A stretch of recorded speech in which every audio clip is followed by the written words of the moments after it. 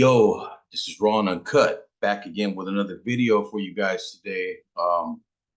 I tried to upload a video I had did yesterday, but for some reason I was having trouble on YouTube. It wouldn't upload. It would go like 35% and then it would just stop. And eventually I just had to cancel it.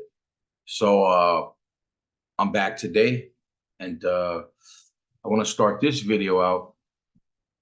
We're talking about a friend of mine uh, that passed away March 31st, 2024, yesterday.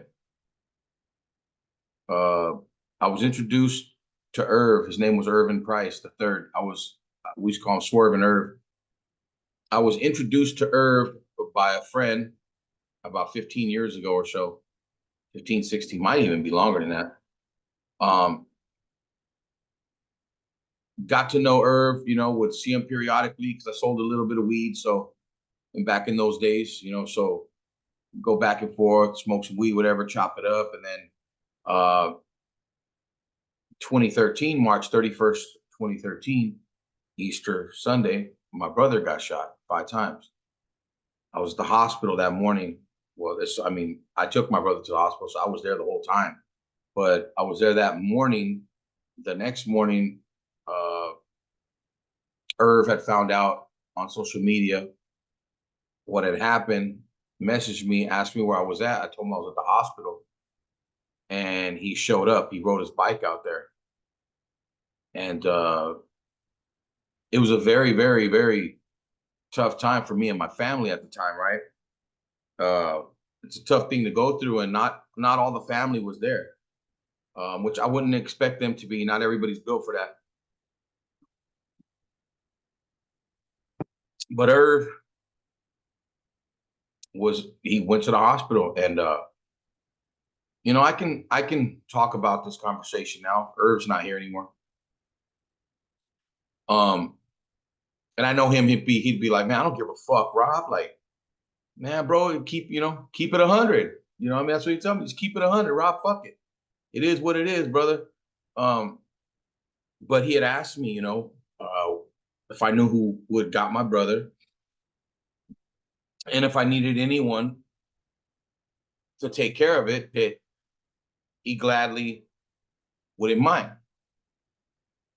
And I was looking at him, I was like, nah, Ervis, we're cool, man. I'll figure it out. And he's like, nah, man, fuck that. He's like, you and your family are good people. I know good people, Rob, and you guys are good people, bro. And this is fucked up. And I just want to let you know that I'm here for you, and I'll stay here with you as long as you want me to. You know what I'm saying? And I was like, oh, it's all good, Erv. I appreciate that, whatever. And he's like, well, I'm just going to kick it. I'm just going to hang out for a little bit. I said, it's all good with me, man. And he hung out there with me for a few hours, probably about 3-4 hours. He hung out there with me at the hospital, me and some of my family. And it was the next morning, a few hours after my brother's shooting. So now a lot more families there, but Erv's been there with us chilling. And, he ended up taking off. My brother was at the hospital there for 47 days total. During that time, I seen Erv about 2 or 3 more times there at different times of the day and night. Because of that time, that difficult time in my life, Erv was one of the few people that was around. And before that, I knew tons of people. All the years being in the street, growing up in the street, growing up in the hood, tons of people going to jail, juvenile hall, all that. Tons of people. You meet everybody. Everybody knows everybody. It's a small fucking world, especially in Fresno.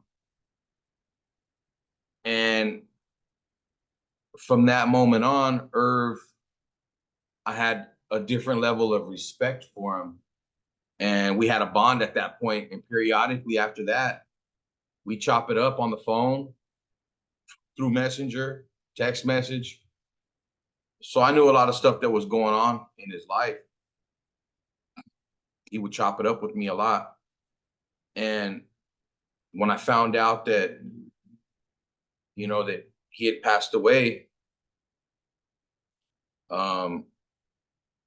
it bothered me. And not just because, of course, you know, it bothered me just on the simplicity of him passing away.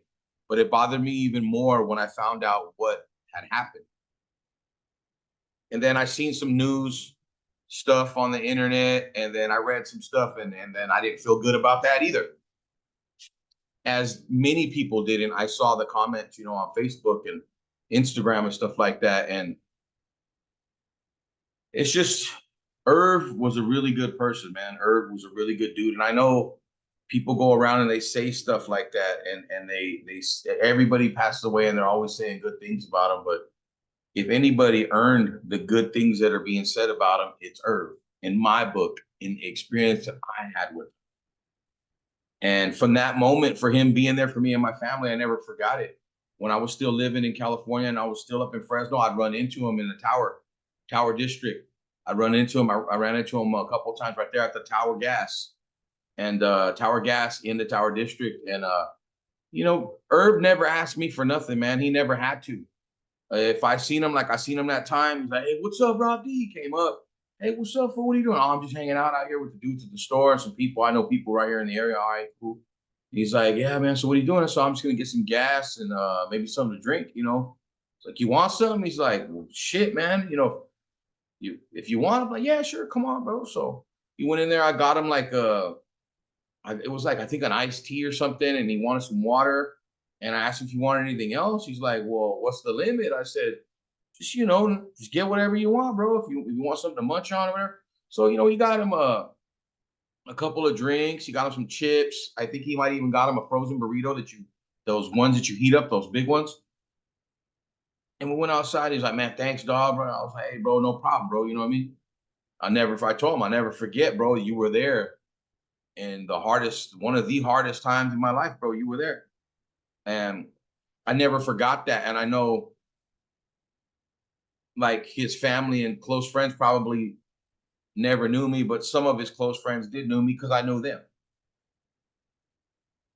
And all them cats, you know, Tony, Biggie Michael, all them dudes, you know, Brant, Hip. I know they all know each other, right?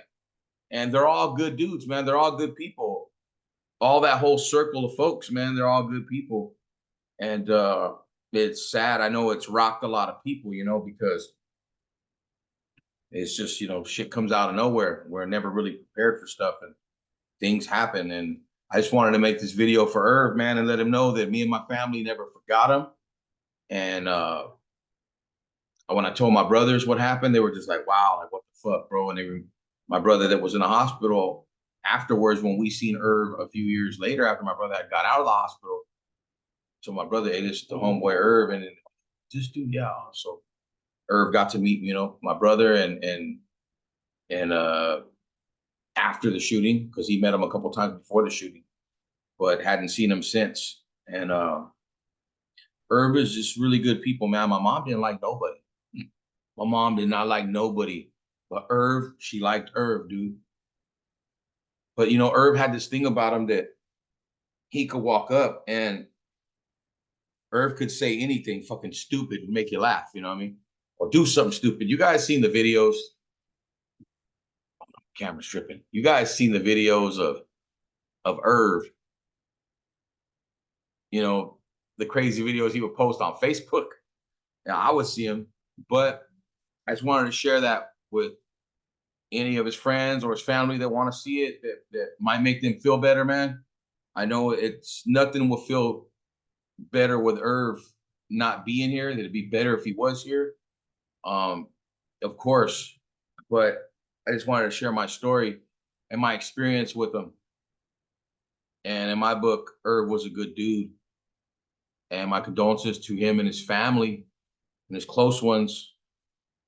If they're out there and they see this, you know, my condolences to you guys, my deepest respects. And I'm just here, man. I wanted to drop a video for him.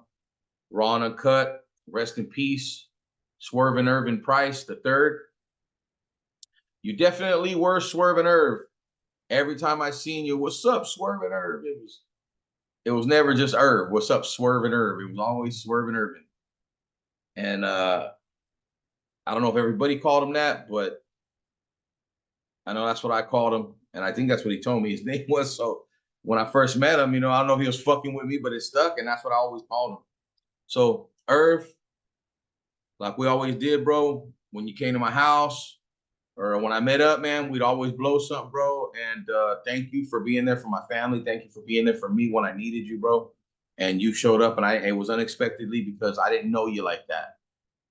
But you definitely showed what kind of heart you had and what kind of person you were, bro. And you always be with me and my family. And thanks again, bro. I'm gonna burn this one up for you, bro. And you know,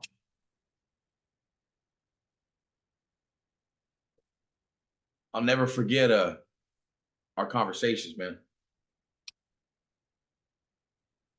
Be right in the middle of a serious conversation with her. Say some stupid shit. They'll say something way out left field, and you just like, what the fuck? It's like, hey, dog, it is what it is, dog. Fucking Erv, man. Been Raw and Uncut. Thank you for watching, liking, sharing, subscribing. I'm gonna continue to smoke this one for Erv.